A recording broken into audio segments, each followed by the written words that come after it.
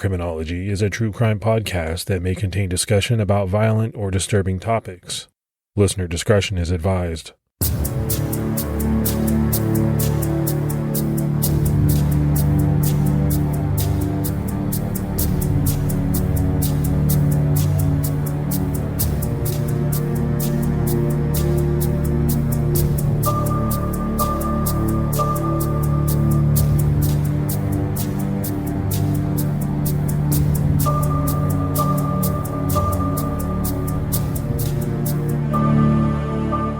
Hello, everyone, and welcome to episode 278 of the Criminology podcast. I'm Mike Ferguson. And this is Mike Morford. Morf, how you doing, buddy? I'm doing good. How you doing? I'm doing pretty good. My whole family's been kind of fighting a cold. I don't know if it's the change in weather up here in the north. You know, we went from like 88 last week to this week it being in the 40s at one point. That makes no sense, but that's what we're dealing with. That's the Northeast. We had a little bit of a cold spell the other night. It went down into the 60s, so I feel you. Yeah, I should send you a card. Yeah, it's rough. Let's go ahead and do our Patreon shout outs. We had Angel Zubia jump out at our highest level and Cassie Cassidy. So that's a lot of great new support. We really appreciate it. Yeah, thanks to everyone that takes the time to support the show. It means a lot to us. And if you'd like to support Criminology, you can do so by going to patreon.com/criminology. All right, buddy, let's go ahead and jump into this episode. And this week, we're discussing a murder case that many may have heard of because it's been in the news lately, in part because there was a very quick trial and conviction. But it's also due to the fact that the killer in this case once appeared on a game show. And one of the things he said seemed to foreshadow the crime that he would go on to commit, the murder of his wife, Rebecca Bliefnick. We're talking about the Family Feud killer, Timothy Bliefnick. In January 2020, the Bliefnick family appeared on an episode of Family Feud. The family had flown from Quincy, Illinois to Los Angeles in the fall of 2019 to film the episode. One question asked on the show by host Steve Harvey was, "What's your biggest mistake you made at your wedding?" Timothy Bliefnick answered while looking at his wife, "Honey, I love you," said, "I do." The audience seemed to be taken aback by this answer. If he was joking, the joke didn't seem to go over well. Sensing the negative reaction, he quickly added, "Not my mistake. I love my wife," before asking Steve Harvey, "I'm going to get in trouble for that, aren't I?" Bliefnick would later say it was just a joke, and though his answer was one of the answers on the board, it didn't age well at all. So, Morph, I don't know if Family Feud is a show that you've watched over the years. I haven't watched as much of the Steve Harvey Family Feud, and I think there was some other hosts before that. But I used to watch Richard Dawson on Family Feud a lot when I was younger. And it was a funny show that you just didn't have to think about a lot. But in researching this case, one of the things I started thinking was that version, the Richard Dawson version, I don't think would go over well today. I mean, he was very affectionate, let's say, to all the contestants, the female contestants on that show. That's one thing I remember. Yeah, I remember as a kid watching that and thinking, is this appropriate that he's kissing all these women on the show? But I guess it was a different era. But there have been some different hosts, and most of them are forgettable to me until Steve Harvey. He's pretty funny and adds a good amount of humor to the show. So it really makes the show pop, in my opinion. But then the other thought that I had was, you know, how many fights or relationships have been affected by people going on game shows such as the Family Feud. The other one that really comes to mind is the Newlywed Game. And I don't know if you remember that one, but I can just imagine how many fights or separations or even divorces occurred over some of these shows. Yeah, the Newlywed Game is a perfect example because they would ask husbands things about their wives, and sometimes they'd answer it wrong, or they'd answer something that was so outlandish that the wife would be visibly angry. So you could see how these different game shows between a husband and wife could cause some kind of rift. Sometime in 2021, 2 years after they filmed the episode, Tim and Rebecca Bliefnick separated. Tim and Rebecca, who went by Becky, had met at Quincy University when they were both students. They started dating 2 years after graduation and were married on September 18th, 2009. They had 3 children, all sons. Becky, a pharmaceutical salesperson, quit working to stay at home with their children. Tim would later tell 48 Hours, "I thought this was it. I'm going to be 85 and sitting on a porch in a rocking chair with her talking about how good life was. That wasn't something that would ever happen." According to Becky's sister, Sarah Riley, on 48 Hours, the first 5 or so years of their marriage were all right, but after that, Tim got progressively more manipulative and controlling. Sarah said that things got worse when Becky went back to school, enrolling in nursing classes. Sarah said that Tim not only didn't support Becky, he also didn't increase his time with the boys. And I think there are a couple of things that are interesting here for me, Morf. The first is that, Tim saying, "I thought we'd be 85 years old, sitting on the porch, talking about how good life was." Well, isn't that what most people think when you go into a marriage? I don't think very many people go into a marriage thinking this is going to end badly. Now, we know a lot of them do, but at first it's all, wine and roses. And then the second thing that jumped out at me was this, he got more manipulative and controlling. And we hear that time and time again in the episodes that we do. Men who become more controlling in the relationship as it goes on. And it never works out well. Yeah, that's interesting to me too, when the relationship seems to start out okay, because according to Sarah, it was okay for the first 5 years or so, but then all of a sudden this change happened to where it was noticeable that he started getting more and more controlling. And I wonder what caused that. I wonder if there's something that could be pinpointed as to what happened, or was that always there within him and somehow it just started to come to the surface? Well, the word "all right," analyze that. Becky's sister said, "It was all right." So even that to me doesn't scream the marriage was really great from the beginning. It was all right. In January 2021, it was Tim who filed for divorce after refusing to go to couples counseling. According to Tim in his 48 Hours interview, Becky struggled with patience and stress a lot, especially when it came to the kids, and it created some conflict. In March 2022, Becky sent a Facebook message to her friend Christine Mandel about Tim's behavior, saying if he doesn't get his way, he may literally lose his mind. By June 2022, messages revealed in court showed Becky believed that Tim had true mental health problems and didn't want her children around him or his dad without third-party supervision, and that she wanted an order of protection. The following month, in July 2022, Becky told Gary Collins, a family friend, "If anything ever happens to me, it will be Tim," and she mentioned that she thought Tim was hiding money from her. Becky also told her friend Christine Mandel, "Tim cares more about hurting me than anyone else." It was clearly becoming a messy, and in Becky's mind, a potentially dangerous split. In January 2023, Becky refused to agree to divorce terms that gave Tim 60% of the parenting time and directed that he wouldn't have to pay any child support and very little alimony. Becky wanted visitation between Tim and the children to be supervised for their safety.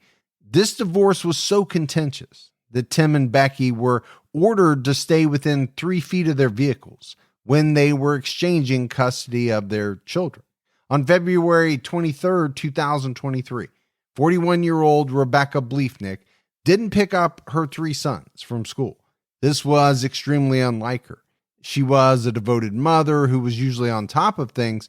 According to Tim, he couldn't get a hold of her and claimed that the school had contacted him to come pick up the kids. So he texted Becky's dad, William Postal.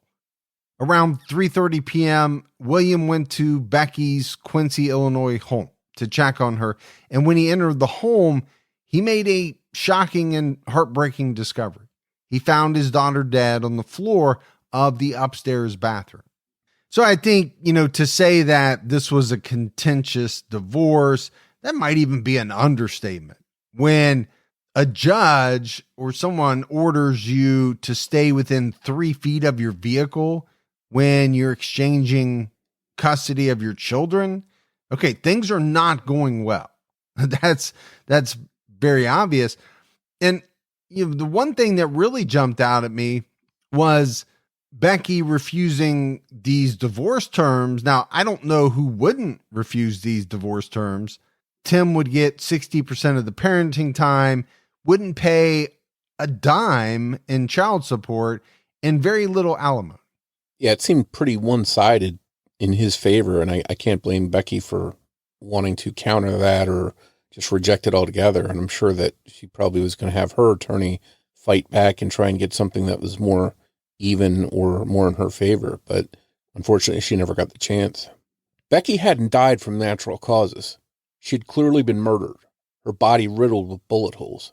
It would later be determined at autopsy that she had been shot 14 times, twice in the hand, 3 times in the arm, and 9 times in the chest. According to forensic pathologist Dr. Scott Denton, because none of the bullets hit Becky's head or heart, her death would have taken at least several minutes. One of the shots severed her spinal cord, which paralyzed her, and another hit her lung, which would have made it hard for her to breathe. Bullet fragments found in the bath mat and the floor showed that Becky had been shot at least some of those times while she was already down. Becky had clearly suffered a slow and painful death. And Morf, you and I have done so many episodes. We've talked about people being killed, people being shot. What's the first thing that jumps out at you when you hear that a wife and mother was shot 14 times in her own home? It sounds like overkill to me, a crime of passion maybe. Yeah. And I would think that the police would naturally kind of start along that path. When you think about rage, then you start to think about, well, who is angry at this woman to shoot her so many times? Yeah, it seems like if someone was just there to kill Becky for whatever reason and just wanted her dead quickly, they could have shot her once in the head or did what they call double tap, once in the chest and once in the head. But to shoot her that many times in non-vital areas, it almost seems like they wanted her to suffer and have a lot of pain.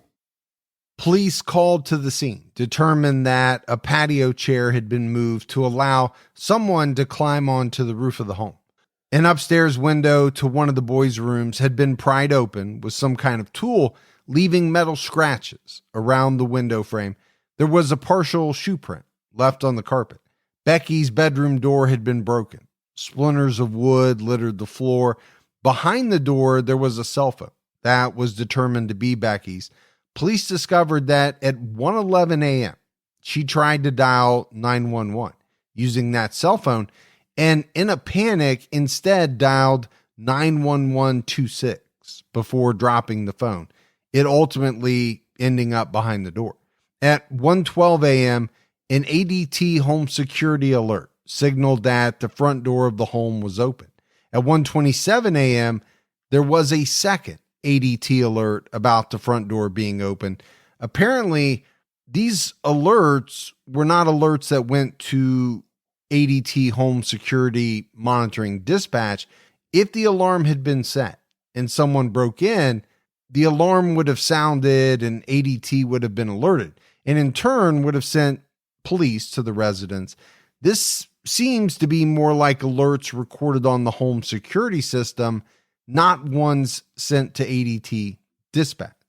Police questioned neighbors and didn't find any that had any info other than one neighbor who said at 6:45 a.m., they drove past and noticed that Becky's front door was open. So most of these systems, ADT included, have like a home pad. So usually looks something like an iPad, and it's a little computer that records all the activity. If a window's open, if a door's opened, and even if the alarm's not set and doesn't set the alarm off, triggering ADT to be notified, it still records all of this activity. So police were able to go back and look at this, and it helped provide a timeline of what was going on in the house. And we talk about advancements in technology a lot, how it aids in their investigation. Here's just another little piece of that. The ability to know what time a door was opened. That can be a very valuable piece of information, and a piece of information that you wouldn't have been able to get before these types of systems were available. And it's just really unfortunate that the alarm wasn't armed, because if it had been armed, then it would have went off and caused a blaring sound that probably would have been heard by neighbors at that time of night, and it would have sent a distress message to ADT, and they could have called police. So apparently it wasn't armed. One thing with these security systems is that most of them have window sensors, and depending on how many windows you have in your home, you may elect not to have all of them armed with one of these sensors. And if the alarm is set and the sensor isn't on one of those windows that's opened, then the alarm wouldn't sound. Yeah, we don't have all the details about, what the alarm information told police. But the one thing we do know is that the door was opened twice. The first time at 1:12 a.m., the second time at 1:27 a.m. And I did find that a little odd that the door was opened twice when it appears as though entry was gained through an upstairs window. So you have to question, Morf, did the intruder actually enter through the front door, leave through the front door, thereby maybe making the window a ruse, right? To appear as though someone broke in through the window? Or did they actually break in through the window, kill Becky, and for whatever reason, open the door twice? Police believe that Becky's killer had ambushed her. Becky was especially vulnerable because she was weak and had limited range of motion from an abdominal surgery she had a few days earlier. The attack was fast. Just 1 minute after she was trying to dial 911 upstairs, her phone had been knocked out of her hand. She had been shot 14 times, and her killer had run downstairs and out the front door. Investigators found 8 9mm shell casings on the floor. There were small bits of colored plastic on the floor around Becky's body. Nothing was missing from the home. This didn't seem to be a robbery gone wrong. It seemed that Becky had been targeted. There wasn't a lot of speculation about who could have done this. Becky's sister, Sarah, and her husband, Brett, immediately pointed authorities toward Becky's estranged husband, Tim Bliefnick. The two were going through a divorce at the time, and like we talked about, it wasn't going well. They were battling for custody of their 3 children, ownership of their home, and also fighting over their assets. So police surely would have looked close at him regardless, but the more police asked people in Becky's circle, the more compelling he looked as a suspect. The messages Becky had sent people and the conversations she had with them painted a clear picture that she was afraid of Tim. The message she sent to her friend was especially chilling. It read, "If something ever happens to me, please make sure the number one person of interest is Tim, as that is who would do something to me. I'm putting this in writing that I'm fearful he will somehow harm me, come after me, or will try to do something to me that takes me away from the kids or the kids away from me." And we know, Morf, that, the husband, the ex-husband, the separated husband is going to be looked at in any case where, a wife is murdered and vice versa. But when you add what all of these people in Becky's circle are saying to police, when you look at these messages that she sent to people, it paints a pretty compelling picture that she was very fearful of Tim Bliefnick. Yeah, it seems that in most cases, the police have to figure out where to start. They don't have a victim who's, in her own words, saying, look at this person. So I think this really, along with everything else they were told by people in Becky's circle really made them laser focused on Tim. The night that Becky was killed, the 3 boys, ages 12, 10, and 6 years old, were sleeping over at Tim's house. Becky was still recovering from the surgery and had asked Tim to keep the boys for an extra night. It was fortunate that the boys weren't home during the attack, and it seemed a little too much like a coincidence. Authorities were quickly sure it wasn't just good luck. They locked in on 39-year-old Tim Bliefnick as the prime suspect, and on March 13, 2023, he was arrested and charged with 2 counts of first-degree murder and an additional count of home invasion. To say that this case went to trial quickly would be an understatement. Over the past couple years, we've talked about cases where court proceedings have been delayed again and again due to COVID, but on May 23rd, 2023, just 3 months after Becky's murder, Tim Bliefnick's trial began. One reason that this trial started so quickly was that while most murder defendants waive their right to a speedy trial and opt to delay it as long as possible, Tim pleaded not guilty, and he didn't waive his right to a speedy trial, which meant that he had to be brought to trial within 90 days of the date of his arrest. That's not a lot of time for a defense attorney team to plot out a defense, but on the flip side, it's not a lot of time for the prosecution to build a case. But as prosecutor Josh Jones told 48 Hours, we were going to be ready come hell or high water. In all, 46 witnesses for the prosecution testified over 5 days of trial. Witness by witness, the evidence against Tim piled up and was laid out. And this is one of the things that really shocked me. I mean, we routinely see that from arrest to trial, that time can be a year, 2 years, 3 years. And that's not even, throwing in the COVID delays. I mean, that's just kind of normal, that it does take a while for these defendants to go to trial. So, 3 months really is quick. Now, why would that be? When most defendants want to drag it out as long as possible, why would Tim not want to do so? And did his defense team play a role in that? Did they have advice for him? Because it's going to make it tougher on them. But as we said, it also does make it tougher on the prosecution. So could it have been a calculated tactic?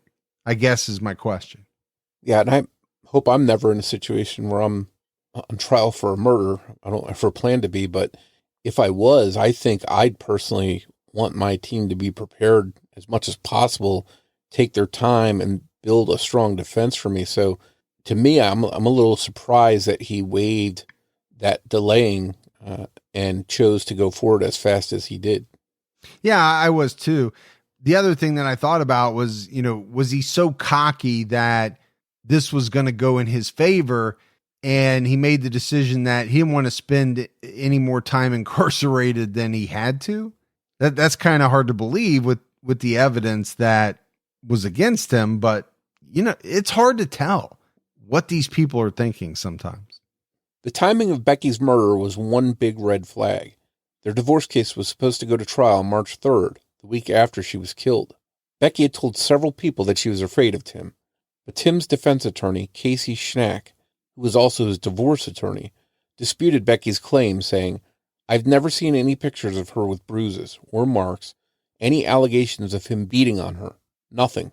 Another sign of Tim's guilt is that at 11:51 a.m. on the 23rd, he called the school his sons went to, telling staff there not to let the kids walk home. Instead, they were to wait for him to pick them up. This is inconsistent with what he told everyone else, which was that the school had contacted him after Becky had failed to pick them up that day. A crowbar was found in Tim's basement. This crowbar was consistent with the tool, believed to have left marks on Becky's upstairs window, but it couldn't be conclusively matched as the exact same tool that had been used. Authorities collected many shell casings from Tim's home and found that 27 of them had been fired from the same gun that killed Becky. Tim had been ordered by a judge to return the 9mm CZ-75 handgun that Becky had bought him as a gift while they were together, but he never did give it back. Tim claimed that he didn't have the handgun at the time of her death and that it was missing. On February 10th, just 2 weeks before she was killed, Tim called the Quincy Police Department and asked if he could turn the gun into them for them to give to Becky so that he didn't have to do it in person, but they said no. So Tim never turned the gun over and had no explanation as to what happened to it. Attorney Casey Schnack tried to cast doubt that the ballistic match was correct, saying that the analysis used to confirm the shell casings came from the same weapon that killed Becky is subject to human error like anything else. The gun used to kill Becky was never used in any other crime. The casings collected at the scene and at Tim's home didn't match any other casings entered into the National Integrated Ballistic Information Network. To date, the gun that was used to kill Becky has not been found. On February 27th, days after the murder, police found an abandoned blue Schwinn bike by the Quincy Public Schools bus barn, less than half a block from Tim Bliefnick's home.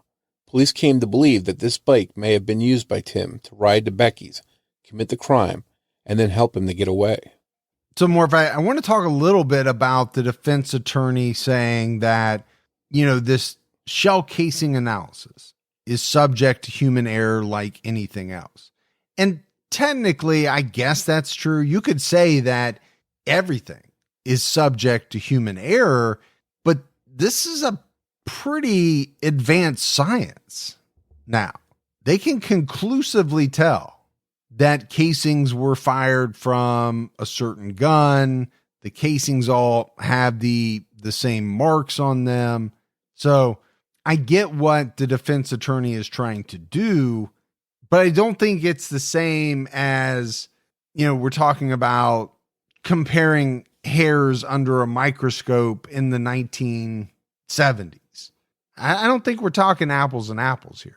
Also, I don't think it helps you at all when the shell casings found at the scene match shell casings found inside your home.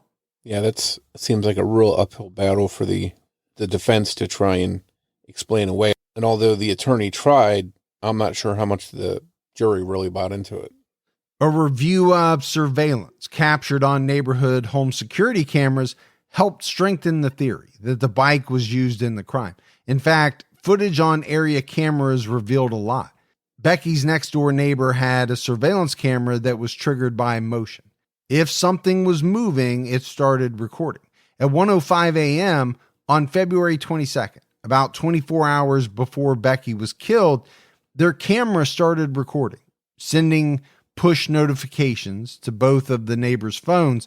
Their camera captured an unidentified person walking down Becky's driveway, heading toward the back of her house. At 1:53 a.m., the person walked back the other way, setting off the camera again.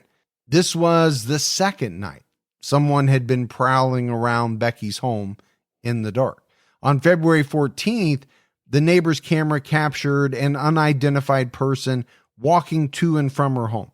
But this neighbor, Taylor Hyman, wasn't the kind of person who saw signs of potential trouble and didn't do anything about it. It turns out he immediately texted Becky about the person creeping around her home. Hyman told 48 Hours, "I saw that one in the middle of the night," and texted Becky immediately. The next morning, Becky confirmed that while she hadn't seen anyone in her driveway, she thought she had heard voices, and the motion sensor light out back had turned on. I think we have to applaud this neighbor, Taylor Hyman, here, because we talk about so many cases where somebody hears screaming and they don't call the police or do anything about it.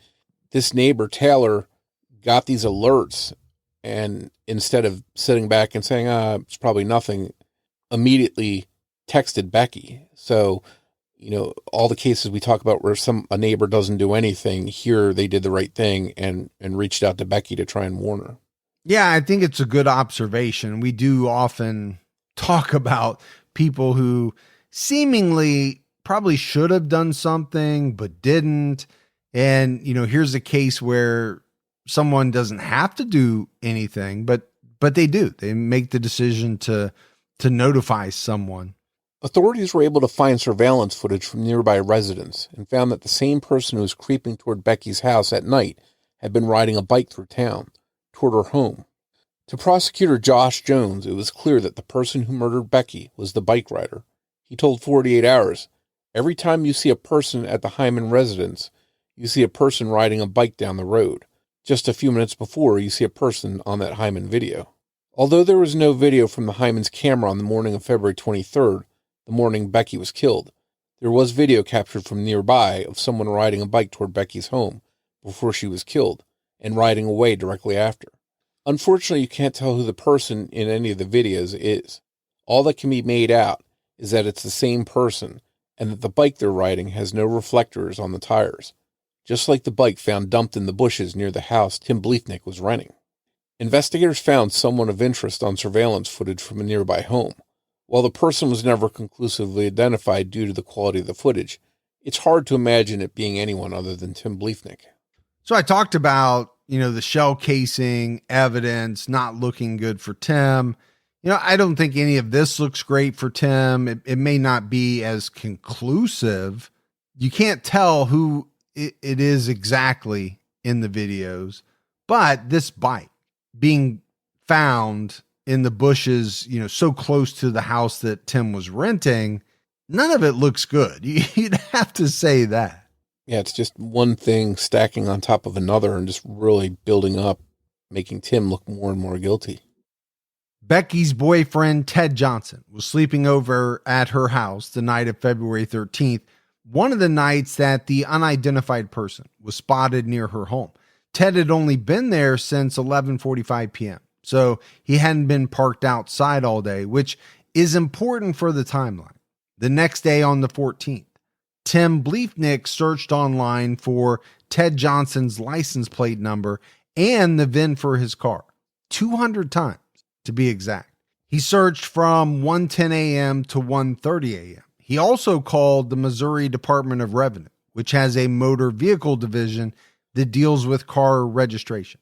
Tim's defense attorney, Casey Schnack, argued that it's just a coincidence that Tim searched for that exact plate number and VIN when the car had been parked outside of Becky's house, the night that a neighbor's camera captured someone walking to and from the home. Because, in her opinion, it wasn't Tim in that video. That's what she said in court. And you think about the prosecution building a case, right, against someone. And I think you mentioned it more. It's just like stacking things on top of each other. Some of the things are going to be damning, like the shell casing evidence. And I think you'd have to put this in the same category. Why is Tim searching for this exact license plate number and VIN unless he was at Becky's house and saw it parked either out in front or in the driveway? Yeah, it's pretty damning because even if he knew Ted's name, he couldn't just search this VIN by pulling up his name. And so I think you're right on the money. He had to have been there to get this VIN number in person. But vehicle ID numbers wasn't the only thing Tim had been searching. Investigators found that on Tim's cell phone, there were incriminating searches, including how to open my door with a crowbar, how to make a homemade pistol silencer, and how to clean gunpowder off your hands. As for those other searches, Tim's defense attorney said, there's no date or time as to when those searches were done, so we don't know if they were done before the murder, and we don't know if they were done after the murder. While that may be true, investigators also found that Tim Bliefnick's fitness tracker had been disconnected on 4 key dates: February 14th, the 21st, 22nd, and 23rd, the same dates that an unidentified person on bike was seen near Becky's home. His iPhone had also been locked during these times.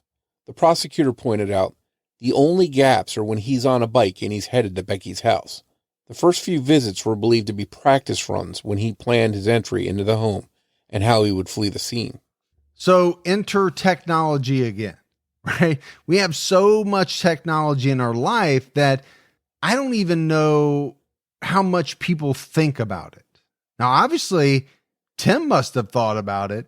I don't want to be tracked by my iPhone. I don't want to be tracked by this fitness tracker. So I'm going to take steps to make sure that they're turned off. I don't have them with me, whatever it is. But just think about all of the things today that are tracking us, whether you're streaming. And so there's a record that you're at home, you're playing a video game, the camera surveillance that we have. I mean, just there are so many ways to either prove or disprove, which could be equally as important, that you did or didn't do something.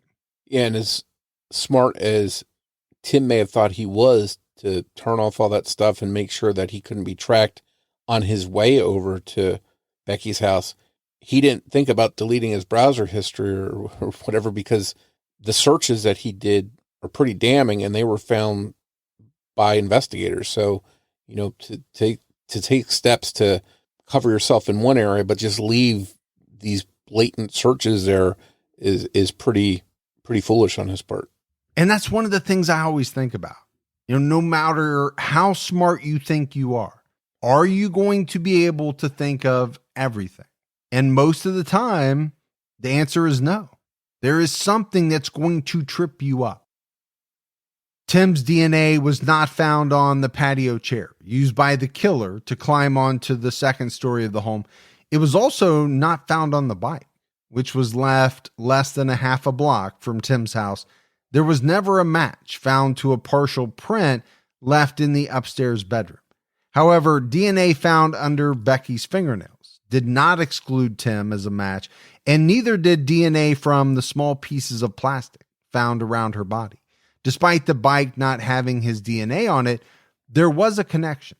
A secret Facebook profile he had under the name John Smith had looked at a blue Schwinn bicycle for sale on Facebook Marketplace, identical to the one investigators found abandoned near his home.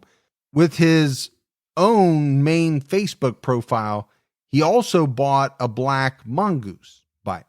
Also found during a search of Tim Bliefnick's home were stacks of reusable grocery bags from Aldi. According to prosecutor Josh Jones, Tim had fired through an Aldi bag, either in an attempt to muffle the sound or to catch his shell casings, leaving bits and pieces of plastic around the scene. Tim's attorney's theory was that Becky's killer had grabbed the Aldi bags from Becky's house, since many of us have stacks of plastic bags from the stores we shop at, and the attorney believed that Tim's DNA was on them from shuffling things back and forth with their boys. And more, if I wanted to wait till now to talk about it, but, if we go back, we talked about the fact that bits of plastic were found near Becky's body. We also said that she had been shot 14 times, but they only recovered 8 shell casings. And that seems very strange to me.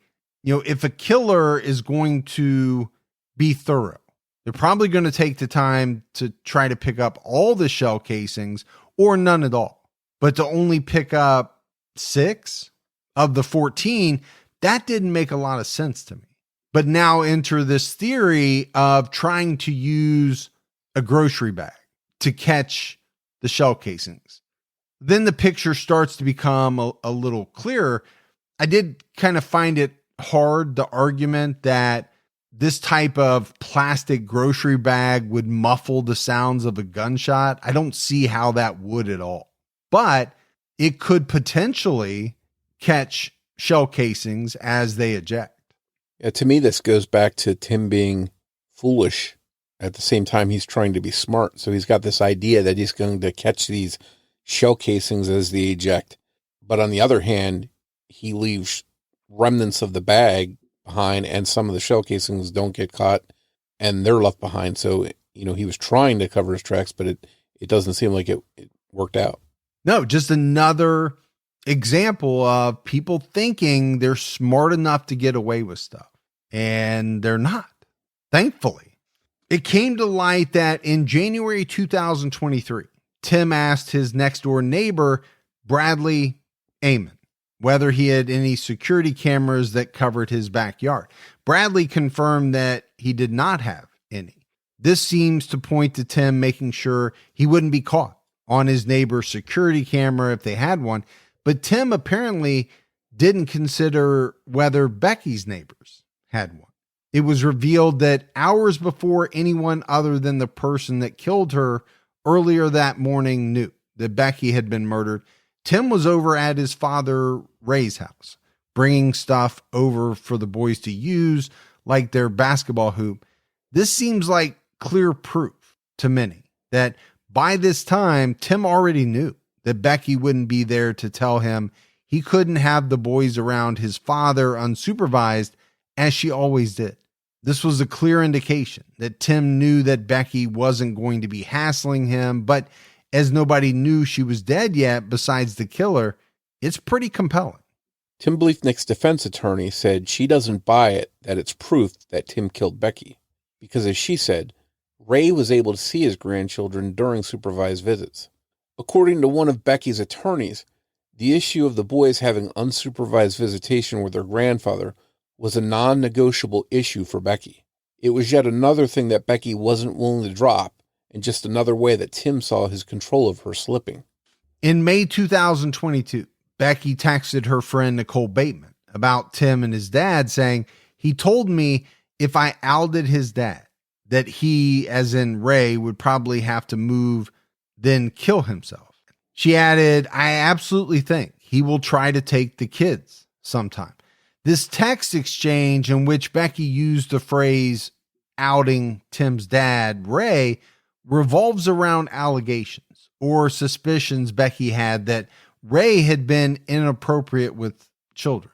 Not her children, but it could certainly be why Becky didn't want the kids over there unsupervised. Ray Bliefnick's attorney has strongly denied the allegations which have never been proven, and Ray has never been charged with any crimes related to these allegations. At trial, Tim Bliefnick didn't testify in his own defense, and on May 31st, after less than a week-long trial, the jury found him guilty on all charges. It took them about 4 hours to come to their decision. Despite all the planning and research Tim put into trying to get away with Becky's murder, the crime was sloppy. Some of the mistakes included looking up Becky's boyfriend's VIN and license plate numbers, and searches about gunshot residue and using a crowbar to get into a home, and he was spotted on multiple cameras. But with the divorce trial date looming, it seems as if he felt it was his last chance. In August 2023, Timothy Bliefnick was sentenced to life in prison. It was a natural life sentence, meaning he will be in prison until he dies, with no chance of parole. At sentencing, Judge Robert Adrian told Tim Bliefnick, "You broke into her house and you shot her 1, 2, 3, 4, 5, 6, 7, 8, 9, 10, 11, 12, 13, 14 times. Some of those shots were fired while she was lying on the ground. And you did all of that while your children were upstairs at your house, lying snug in their beds." And it's interesting to me, Morf, that the judge literally said all 14. He was making that point, demonstrating that point of just exactly how many times he shot her, and also making the point that some of those shots came while she was already down and most likely dying. Yeah, I think it really illustrated the effort that it took to keep shooting her over and over and over again. You know, not that he snapped and did it once or twice and then realized what he had done and stopped. He kept going and going and going. So the judge really hammered that home. The victim impact statements focused on the pain that Tim had caused those still alive. Becky's mother, Bernadette Postal, said, "You took from your boys the person who loved them the most on this earth." Becky's sister, Sarah, said, "Your children's future will be forever impacted by your crime. How do you take 3 boys to the cemetery to celebrate Mother's Day? It's heartbreaking. Maybe you should have Googled childhood PTSD in between your internet searches for homemade silencers and VIN numbers." She said it was no accident that Becky had been found by her own father that afternoon. "He called my dad to set him up to find her. That alone shows how cruel he really is." And we didn't spend a lot of time talking about how horrible that would be for a father to be the one to find his daughter murdered. I think it kind of goes without saying, But then when you think of it in the context of someone setting it up for the father to find his daughter, then that statement is true. It really does show how cruel this guy was. Yeah, as a father himself to 3 little boys, he's got to know what this is going to do to Becky's dad, yet he doesn't have the empathy to just let her be found by whoever finds her. He sends her dad over there knowing that he's going to see this and it's going to stick with him forever. Well, and you can make the same argument that he had to have known what that was going to do to his kids, but he didn't care about that either. In Becky's final moments, someone who she once loved enough and felt safe enough with to marry and have children with stared her down and shot her over 12 times. We don't know if Tim was a good enough shot to purposely avoid vital areas, but he left her there and she didn't die from the shots. She died from bleeding to death because no one called for help for her, and she couldn't do it because her killer knocked her cell phone out of her hand and paralyzed her before running off, knowing her home was empty and there would be no one else to do anything for her. She was lying there struggling to breathe, unable to move, until she died, and he left her like that. And that, to me, is absolutely heartbreaking. It's sad anytime someone loses their life. But to think about what Becky went through in her final moment. Number one, knowing that it was Tim who did it to her, the pain, the agony that she must have endured, and the helplessness of not being able to move and there not being anyone there to help her. Timothy Bliefnick will serve his time at Graham Correctional Center, a medium security prison in Hillsborough, Illinois. He maintains his innocence, and in a recent interview, he cried as he spoke to Erin Moriarty on 48 Hours. He said, "The idea of murdering someone, let alone the mother of my kids, is not any part of who I am." When asked about his children, he answered, "My kids, I just want them to know that I love them and I miss them. I'm innocent. I didn't kill Becky." He told Moriarty that he plans to file an appeal, saying, "At times, it's felt like I'm watching somebody else's life from the outside. Like it can't be me." So a lot of people maintain their innocence, Morf. They want to appeal. The jury found him guilty. The evidence seems to point to the fact that he was guilty. One of the things that always kind of is fascinating to me in these cases is when a convicted murderer either gives a statement, to the family, or in this case, an interview on 48 Hours, and they cry. They turn the waterworks on, they say all these different things. And I have the same question every time. Are they remorseful for what they did? Now he's claiming he's innocent, but let's just say he's guilty as the jury found him to be. Or are they remorseful because they're stuck in prison for the rest of their life? They got caught. And I tend to believe it's the latter most of the time. To me, it seems like some of them are never remorseful, just always maintaining their innocence, no matter how damning the evidence looks. They just can't bring themselves to admit to what they've done, even though they were found guilty and the evidence clearly points to it. For some reason, they just can't own up to it. Yeah, but in many cases, I think that's a calculated decision. If you're going to try to appeal, which most people do, then don't you kind of have to maintain your innocence?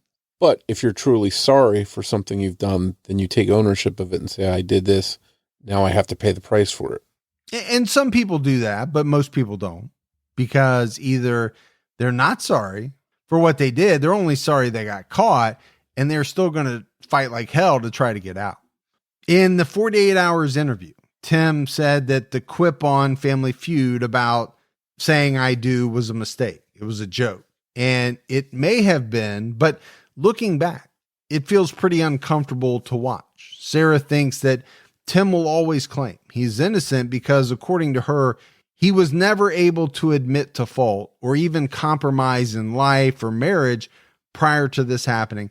She said, I think he truly believes that he is not at fault for this, and that's his own sick and twisted mental illness. She added, he has nothing else to lose, so why would he do anything different? So, kind of backing up some of the things that we said, either he truly does not believe he's at fault, even if he knows in his mind that he committed the murder, or more likely to me, he's got nothing to lose at this point. There's no good thing for him to come by saying, yes, I did this. I'm sorry. That doesn't benefit him. And I think these type of individuals are always about the what's in it for me or what's in my best interest. And it seems to me like Tim Bliefnick was one of those guys, is one of those guys. It seems that maybe Becky didn't realize the signs in time that there was trouble with Tim, or maybe she didn't have enough support outside of the relationship to feel empowered to leave. But like all the other fatal domestic violence cases we hear about, the loss of Becky was just so foreseeable and unnecessary. Multiple petitions for orders of protection were denied. That doesn't mean that this would have stopped this from happening. And I don't know how many killers would be scared away or swayed by court orders, but it's one thing that may have helped prevent this from happening. And it's clear, as evidenced by Becky's messages and her conversations with people close to her, she was afraid of Tim. The 3 Bliefnick children are now being cared for by Becky's parents. Becky's sister Sarah told People magazine, "We will all spend the rest of our lives making sure her boys know how much she loved them, how much she loves them still." Sarah also said on 48 Hours, Becky would have wanted positive change to happen. She would want somebody else's life to be saved. One way she feels we can do this is by listening. If we can learn anything, if somebody reaches out to you and says that they're scared, that they believe that their partner or whoever it is capable of violence, you need to believe them and make an active effort to make sure they're safe. Since 1989, October has been Domestic Violence Awareness Month in the United States. If you or someone you know needs help, you can call the Domestic Violence Hotline at 800-799-7233 or text START to 88788. And you can visit thehotline.org for more resources. There's a chat option on the website as well.